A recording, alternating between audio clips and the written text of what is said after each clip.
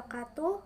Perkenalkan, nama saya Firda Larasati, kelas 4A dari Prodi Sosiologi Universitas Trunojoyo Madura.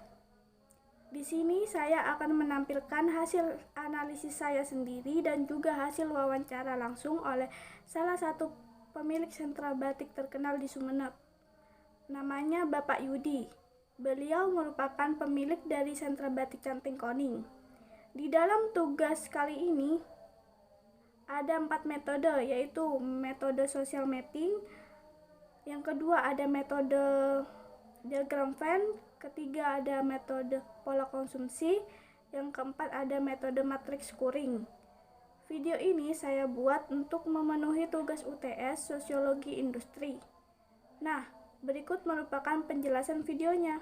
Sebelum melanjut ke metode yang kedua, mari kita lihat hasil wawancara oleh Bapak Yudi selaku pemilik sentra batik Canting Koning yang terkenal di Sumeneb. Nama panggilan apa nama lengkap? Panggilan aja Pak. Panggilan. Saya biasa dibilang Yudi. Bapak sebagai apa di sini? Kalau saya di sini sebagai apa ya? Kita ini industri kecil kan ya. Jadi ini batik Canting Koning itu adalah punya Mas Didi Haryanto yang punya ya. Jadi saya adik iparnya. Saya di sini bertanggung jawab sebagai produksi, terus penyedia bahan baku sama peningkatan produk. Jadi tugasnya Mas Didi, dia hanya mendesain sama menjual itu saja. Jadi yang berurusan dengan kayak kalian ingin bertanya tentang batik bisa langsung ke saya. Jadi saya sebagai HRD, admin, manajer produksi, semuanya larinya ke saya. Sebelumnya ini kalau Canting Koning ada gimana di IG atau Facebook? Kalau IG sama Facebook ada, itu hanya sekedar apa ya? Memperkenalkan saja, bukan promosi. Kita selama ini tidak pernah melakukan promosi. Hanya saja kalau ada acara pameran mungkin diajak ya sama dinas, itu pun jarang deh. Kadang kita menolak karena barang yang kita punya terbatas. Jadi kalau kita punya barang ya kita diajak mau lah. Kalau tidak ada barang apa yang mau dijual di pameran kan gitu. Jadi kita tolak kadang. Berarti kendalanya barang gitu kan? Kendalanya barang, produksi. Kendalanya masih ada di produksi. Penjualannya itu Penjualannya kita di sini. langsung di tempat ini. Iya di sini. Penjualannya masuk. Ya, dipasarkan ke toko-toko. Kita buat batik sendiri, kita motif sendiri ya, kita hasilkan sendiri sampai berupa jadi batik dan kita jual sendiri. Kita tidak pernah masukkan ke toko, kita tidak pernah menawarkan ke toko. Kalau batiknya itu batik tulis atau batik cat? Batik tulis asli. Soalnya kalau batik ya, batik kan ada dua. Batik tulis sama batik cap. Ada sebenarnya istilah batik print ya, tapi itu sebenarnya bukan batik. Karena pengertian batik itu adalah gambar atau sebuah tulisan ya. Nah, kalau print itu bukan tulisan, itu kan mesin yang bekerja. Jadi itu sebenarnya bukan batik, kain yang menyerupai batik. Penjelasannya itu. Jadi batik itu ada dua, batik tulis sama batik cap. Batik cap itu pakai stempel. Yang dikatakan stempel berarti satu stempel itu bisa dipakai berkali-kali. Artinya kita tidak bisa buat sedikit. Kelebihannya batik tulis itu, kita buat satu motif satu batik bisa, kita tidak rugi. Tapi kalau batik cap ya rugi. Buat alat capnya itu sudah mahal biayanya. Jadi harus diproduksi banyak untuk mengembalikan biaya capnya itu.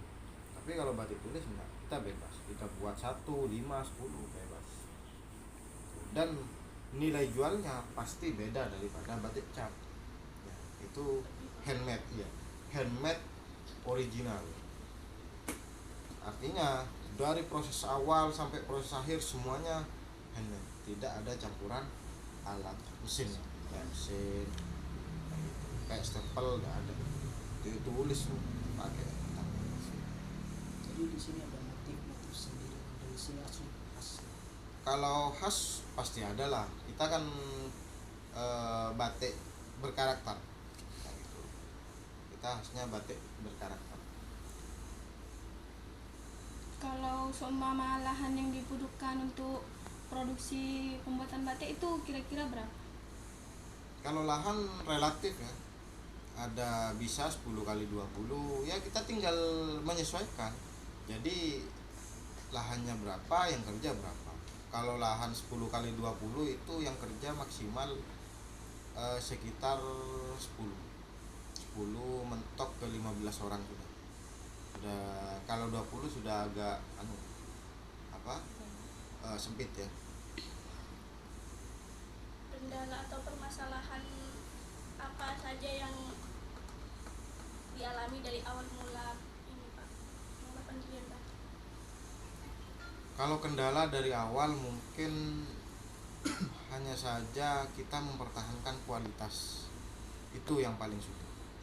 Karena namanya bahan baku kadang itu berubah-berubah. Ya, kadang kita beli kain ini sama, kita toko sama, harganya kadang sama, bahan bakunya beda katanya, alasannya dari pabrik kan gitu kan. Jadi kita menjaga tetap kualitas itu yang paling sulit. Kendalanya di sana. Coba kita bisa bikin kain sendiri, kita bisa bikin pewarna sendiri, enak gitu, mungkin tidak ada kendala ya gitu. Jadi kendalanya kita harus bisa menilai sesuatu bahan baku agar menjadi standar batik kita kayak gitu. Jadi kayak pewarna, kadang merah yang datang itu agak gelap, kadang agak cerah sedikit, beda-beda kadang. Nah, bagaimana caranya kita menyesuaikan itu saja.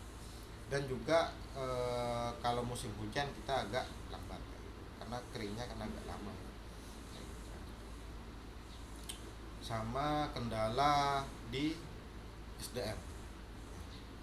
Apa SDM? Manusia. Sumber daya manusia, artinya tenaga kerja. Batik itu beda dengan orang kerja jaga toko ya. Kalau jaga toko kita butuh karyawan, ini loh yang dijaga, ini harganya sekian, udah nanti tawarkan, tinggal senyum sudah tawarkan kan gitu kan. Tapi kalau di batik beda, kalian harus punya keahlian di sini. Dari nol yang tidak mempunyai keahlian sama sekali tentang batik, tidak tahu tentang batik, kita ajarkan sampai bisa. Itu butuh waktu, butuh biaya kan gitu kan. Setelah video hasil wawancara, mari kita lanjut ke metode yang kedua, yaitu metode diagram Venn. Metode diagram Venn ini merupakan metode untuk mengetahui permasalahan-permasalahan yang atau kendala yang terjadi. Ini merupakan urutan yang terbesar sampai yang terkecil. Permasalahan yang terjadi di sentra batik ini untuk permasalahan yang terbesar yaitu permasalahan di bagian produksi. Kenapa begitu? Karena pada pihak ownernya sangat kewalahan dalam memenuhi pesanan konsumen, baik itu dalam bentuk lembaran kain atau dalam bentuk pakaian jadi. Masalah ini terjadi karena kurangnya karyawan dan juga waktu pengerjaan yang cukup lama. Untuk satu lembar kain batik saja memerlukan waktu 1 mingguan. Dan masalah yang kedua ini ada di bagian tenaga kerja. Dikarenakan owner batik Canting Koning ini belum menemukan karyawan yang benar-benar telaten dan juga bagus dalam pengerjaan batik tulis ini. Dan permasalahan yang ketiga ini ada di bagian mempertahankan kualitas barang. Kenapa demikian? Karena makin hari bahan-bahan pembuatan batik tulis ini makin hari makin mahal dan si owner tersebut tidak mau mengubah bahan-bahan dikarenakan jika diubah kualitas batik tulis ini akan berbeda dan disinilah si owner terpaksa untuk menggunakan bahan yang sama dan menjual batiknya dengan harga yang lumayan naik dari harga sebelumnya. Merupakan metode yang ketiga. Metode yang ketiga ini merupakan metode food basket atau pola konsumsi. Yang saya tunjukkan ini merupakan alat dan bahan untuk membatik. Yang pertama ada kain mori. Kain mori ini merupakan bahan utama yang diperlukan untuk membatik. Kain mori ini terbuat dari serat kapas yang mudah menyerap air. Bahan yang kedua ada lilin atau malan. Bahan ini salah satu bahan material yang wajib digunakan untuk membatik. Yang ketiga merupakan pewarna batik. Yang keempat ada bandul. Bandul ini merupakan alat penahan kain pada gawangan. Alat yang kelima ada kompor minyak dan wajan. Alat ini digunakan sebagai media untuk mencairkan malan atau lilin. Yang keenam ada canting. Canting ini alat untuk membuat motif batik dan dengan menorehkan malan di atas kain. Yang ketujuh ada gawangan.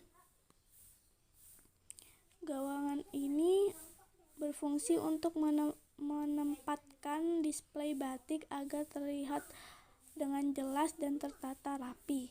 Yang kedelapan ada dingklik yang fungsinya alat ini sebagai media tempat duduk dalam proses pembuatan batik.